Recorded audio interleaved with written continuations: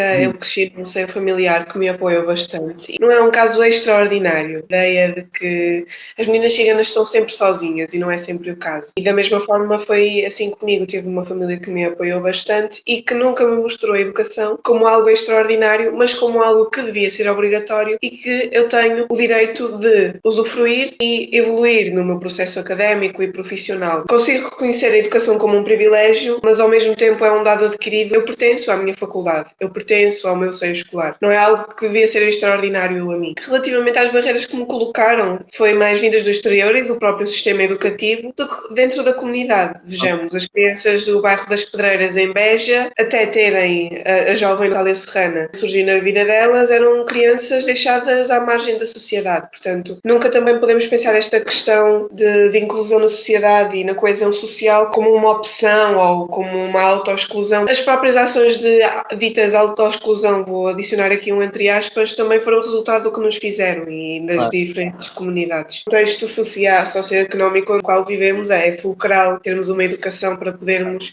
primeiramente, para conseguir alcançar a independência económica e conseguir trabalhar. Apesar de estarmos a viver tempos difíceis, uma pessoa, digamos, letrada com a formação é sempre mais valorizada e terá sempre mais reconhecimento e será muito mais difícil como uma pessoa cigana chegar a um local de trabalho e usarem isso, usarem o facto de não ter educação contra mim. A minha grande motivação era tentar alcançar uma vida estável. Não tem muito mais de extraordinário isso. Claro que tem outras questões maiores, mas acho que a motivação principal foi sempre essa, poder dar a mim e aos meus uma vida estável, e a educação pode dar isso, e o reconhecimento também da nossa história, que é extremamente importante para esse processo. Não se pode olhar só para as comunidades ciganas. Eu acredito que a educação para as meninas em geral serve para dar mundo e para dar opções, para capacitá-las caso a escolha não seja o casamento. O casamento precoce para mim é uma coisa que eu também não gosto de me debruçar muito sobre, porque normalmente questionam as meninas, mas os meninos também casam, portanto também deveriam ser questionados, da mesma forma os pais que permitem isso, que oferece ferramentas para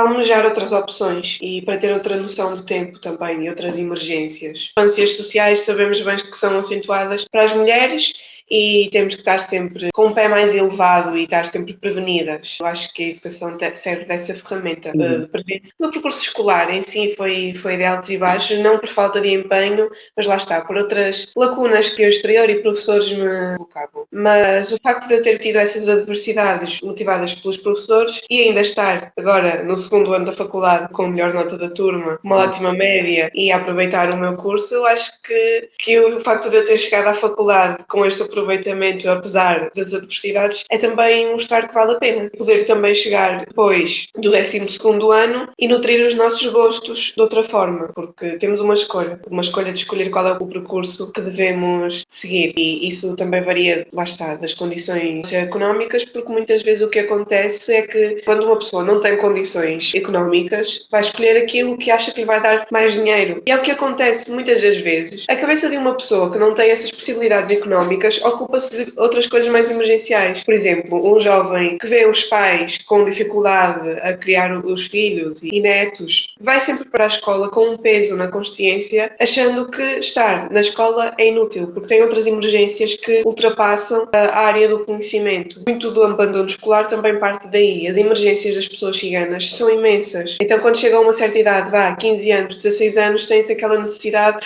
mas o que é que eu posso fazer para sobreviver ou para viver ou para dar uma vida, e muitas vezes não passa pela educação, porque a educação leva empenho e tempo. E há outras formas, efetivamente, atualmente, de recorrer durante menos tempo, podem tapar buracos. Isto também se trata de uma causa feminista. O direito à escolha é o que eu mais aprecio. No caso dos casamentos precoces, considero que seja uma violência, imposta não só pelas comunidades ciganas, mas pelos contextos em que vivemos. O sonho de uma mulher pode rondar todas as esferas, não é? Desde ter uma família, mas é também salientar que o estudar também é uma ferramenta de capacitação para ter atempadamente e com mais segurança o sonho e nutrir uma família com conhecimento para dar partilha, para nutrir não só as crianças, mas a si mesmo. E esse contexto, lá está, é como é o nome do projeto, é casar depois de estudar. E estudar aproxima-nos cada vez mais da nossa ciganidade, porque o que sempre tentaram fazer era retirar-nos do nosso conhecimento da nossa história. Ao estudarmos, obtemos as ferramentas para obter um melhor conhecimento da nossa história, logo tornarmos-nos cada vez mais ciganas e em contacto com a nossa cultura e ter conhecimento não nos distancia nada disso, antes pelo contrário. Portanto, ter conhecimento sobre si mesma, que é o que estudar dá, também nos torna mais ciganas. A educação também passa um pouco pela construção da autoestima. Quando nós temos segurança no que sabemos, também temos segurança na forma como nos movimentamos na sociedade. Por isso, uma pessoa com estudos e que domina mais uma temática ou lá está, algo que goste, sentirá-se muito mais autorrealizada e muito mais capaz para se movimentar numa sociedade, seja ao nível profissional ou a nutrir um sonho ou um gosto que tenha. Desafia os papéis de género na sociedade portuguesa e muita assimilação machista que vem do contexto português. Ainda existe aquela ideia de que estudar e ser educada desautoriza o poder dos homens. E eu não diria, só dá conhecimento e previne a manipulação em muitos contextos. A manipulação ideológica, seja no âmbito político, no âmbito de trabalho, no desempenho de papéis, no trabalho de que muitas das vezes as mulheres acham-se mesmo que não são dignas de certas condições e de certos papéis. E eu acho que a educação nem sempre funciona, mas a educação também serve como uma ferramenta de empoderamento nesse sentido, de se afirmarem e não se sentirem desautorizadas pelo exterior. Ou seja, a família que me apoiou também tem mulheres que não terminaram a sua educação. Eu tenho primas que não tiveram a mesma motivação que eu para estudar. Eu tive essa motivação e partiu de um ponto em que elas não tiveram e viam que eu tinha essa vontade, então decidiram nutrir. Se eu não tive, tu tens esse direito e terás, e gosto de te ver realizado. Os desafios do meu seio familiar não foram apresentados por causa disso, porque tenho mulheres que não estudaram, mas claro que mais tarde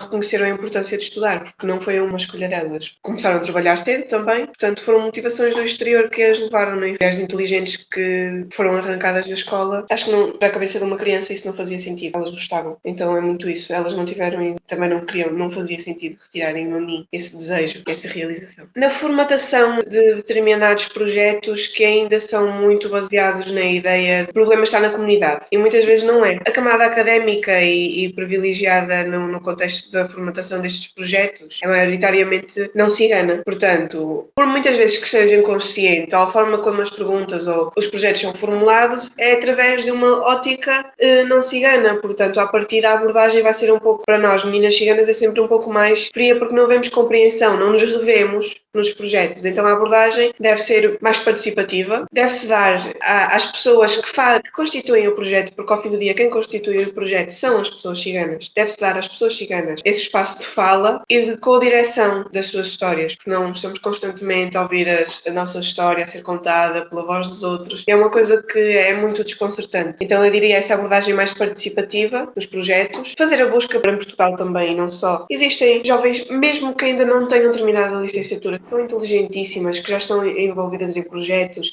ou têm novas vozes para apresentar e que têm que participar também profissionalmente nestes projetos, pois ser objeto de estudo constantemente também não é nada confortável. E principalmente quando coordenadores do projeto costumam capitalizar com isso, seja socialmente, seja economicamente, e depois quem nutre o projeto fica sempre na mesma. Então é uma abordagem participativa com pessoas ciganas nas escolas, várias narrativas, mostrar também que não existe só uma forma de ser cigano. Seja, existe uma cultura, existem valores inerentes à comunidade, mas não existe uma forma de ser cigano. E é mostrar isso também e que sejam projetos que não nos retirem deste espaço de retirar a ciganidade. A questão é que estes meios ainda são vistos como algo não cigano e tem de deixar de ser, tem que se fazer a caminha, digamos, para que deixe de ser assim. No programa ao pré, que são bolsas para pessoas ciganas em Portugal, as primeiras edições, as licenciaturas eram áreas sociais, direito, áreas que se julgava que se teria um mérito social maior ou que se empregassem mais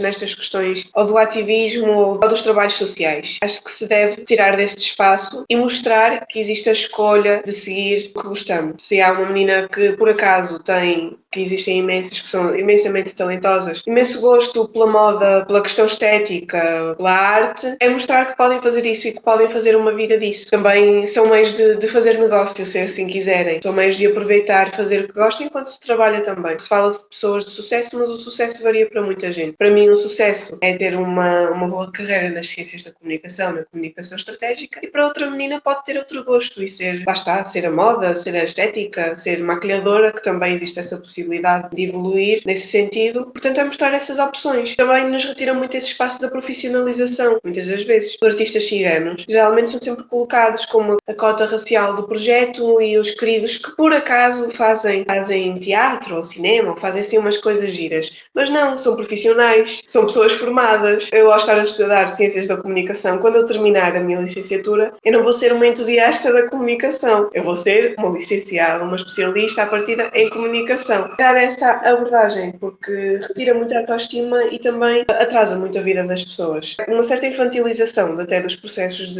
profissionais. Ao fim do dia, para nós, pessoas ciganas, os objetivos são muito simples. É viver uma vida tranquila.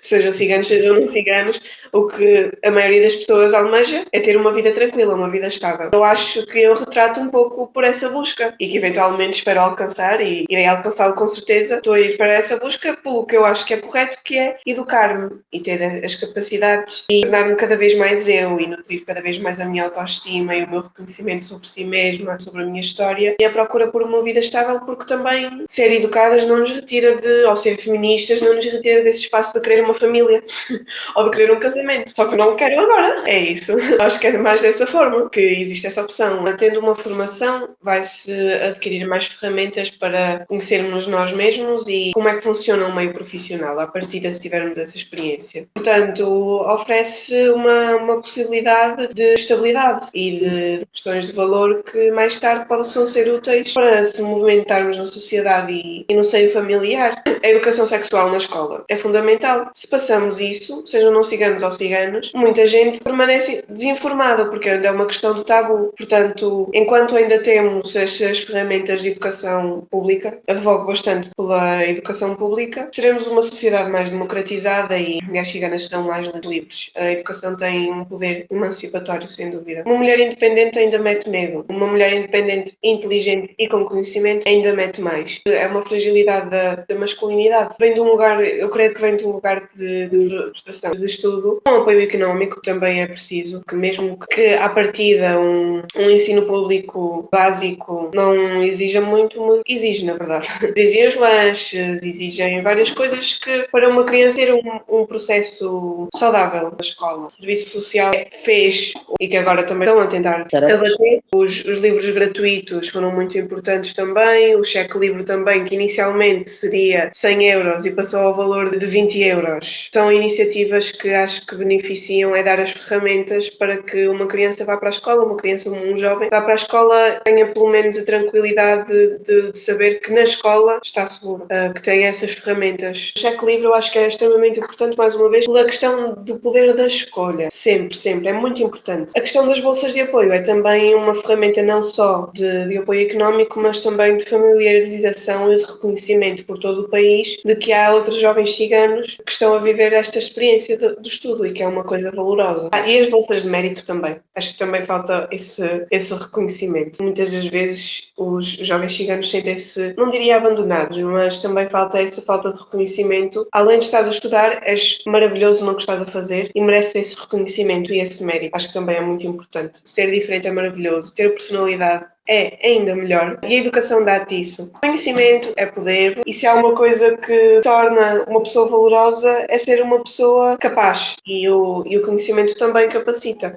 São pessoas que têm interesse em manter-se em contacto, a conhecer cada vez mais as comunidades ciganas e manterem um contacto saudável com as suas famílias. A educação oferece isso, o reconhecimento da história que te torna cada vez mais cigano. Há várias formas de ser cigano e a faculdade na escola não retira isso. A educação, antes pelo contrário, oferece as ferramentas para ser cada vez mais e ter cada vez mais valor.